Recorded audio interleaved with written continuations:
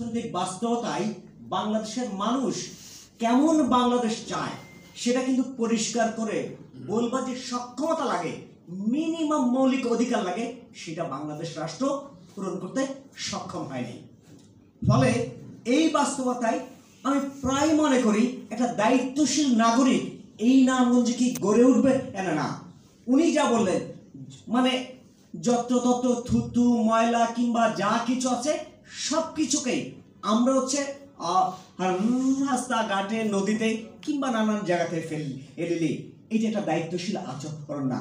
যদি আমরা নিজেরা দায়িত্বশীল আচরণ না করি তাইলে আমরা সবসময় যা খুঁজবো সেটা হচ্ছে একটা কর্তৃপক্ষ। আমরা কখনো কর্তৃপক্ষ হয়ে উঠতে পারবো না। ফলে নিজেরা যখন নিজেদেরকে কর্তৃপক্ষ ভাববো তখন নগরের রাষ্ট্রের একটা মৌলিক পরিবর্তন হবে, কারণ সেই আকাঙ্ক্ষার সাথে আমাদের নিজেদের অধিকার কিংবা আমার নিজের সংশ্লিষ্টতা আমার সম্পর্ক যুক্ত।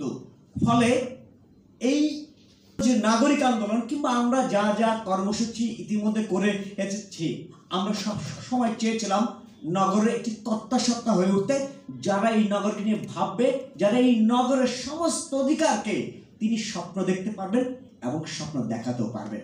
এবং আমি বিশ্বাস করি যদি সত্যিকার অর্থেই আমরা একটি নারায়ণগঞ্জ চাই তাহলে অবশ্যই আমরা আসলে বলবো যে আমরা একটা সবুজ নারায়ণগঞ্জ চাই, আমরা একটা বাসযোগ্য নারায়ণগঞ্জ চাই, আমরা একটা নিরাপদ নারায়ণগঞ্জ চাই।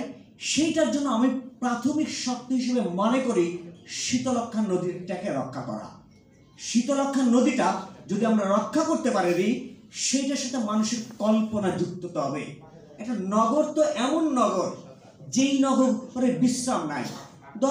অনেকেই বললেন রাস্তার পাশে দাঁড়িয়ে আমরা গল্প করি, আড্ডা মারি, চা খাই, নানান কিছু করি। মনস্তত্ত্বে গিয়ে দেখা যাবে এই নগর একটা ক্লান্তিহীন মানে নন স্টপ মানে জার্নি। এই নগরের মধ্যে যদি বিশ্রাম না থাকে, তার যদি এটাকে বলে কি বলে মানে সে যদি স্বস্তি বোধ না করে, কমফোর্ট বোধ না করে, ফলে সে একটা সুস্থ চিন্তাও তার মধ্যে বিকাশ করতে পারে না। এইটাকেই আমাদের যে জাতীয় সংসদ সেইটা স্থপতি হচ্ছে লুই আইকেন।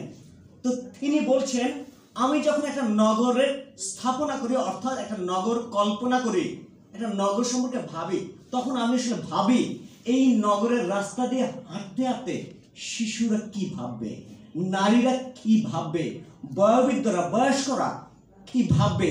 ফলে এই তিন ভাবনাকে তিনি মাথায় রেখে একটা নগরের পরিকল্পনা করেন। ফলে আমি সত্যিকার অর্থেই মনে করি যে আমাদের এই আজকের এই অডিয়েন্সের মধ্যেও আমাদের নারী উপস্থিতি একেবারেই কম। মানে ব্যাপারটা অনেকে বলবেন যে যোগ্যতা নাই, নানান কিছু নাই, নানান কিছু। আমি একদম জোর করে বলতেও চাই প্রয়োজনে প্রত্যেকটি শাড়িতে কিংবা স্টেজে অন্তত 30% জায়গা এটা হচ্ছে খালি রাখতে হবে। মানে এটা একটি স্ট্রাগল। এই স্ট্রাগলটা প্রত্যেকটা অর্গানাইজেশনের মধ্যে থাকতে হবে, প্রত্যেকটা প্রতিষ্ঠানের মধ্যে থাকতে হবে, নগরের মধ্যে থাকতে হবে। হয়তো এক্ষুনি নাই, কিন্তু এটা হচ্ছে আসবে। সেই আসবার ব্যবস্থাটা আমরা আসলে করতে পারি। আমাদের সমস্ত চিন্তা ভাবনা এটা পুরুষদের ভাবনা। এখানে যদি নারী পুরুষ আসে তখন এই দুয়ের দ্বন্দ্ব এসে একটা মানুষের সমাজ হবে।